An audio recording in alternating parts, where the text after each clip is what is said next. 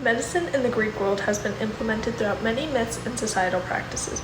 Generally, medicine is known to be a good thing, but like many things, it has a dual nature between good and bad. What we know as medicine is the practice of healing. So how is it bad? Everything that is life has death. Everybody with the power to heal has the power to harm, and every remedy has the risk of being poisonous. A text that this duality is portrayed in would be Pausanias' description of Greece. Pausanias was a geographer and Greek traveler. He documented both Greek and Roman traditions, studying their traditions, myths, and landmarks.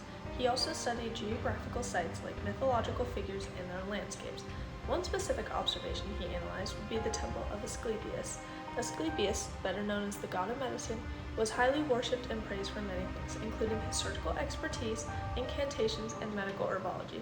He spread his discoveries all throughout Greece, and according to Pausanias, he was discovering everything he wished to heal the sick, and that he was raising dead men to life. Asclepius is famous in both Greek and Roman practices, as many believed he would heal their ailments.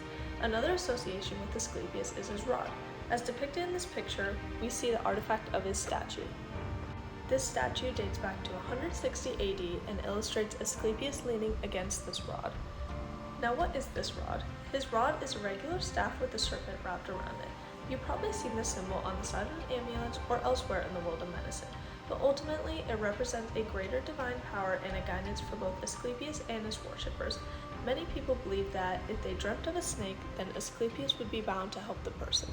The serpent on his rod is where the dual nature comes into play. Serpents, in terms of the medical world, represent rejuvenation, rebirth, and death, both sides of the medicine practice. A serpent sheds its skin, representing renewal and regeneration, whereas its venom represents toxic and unpredictable outcomes.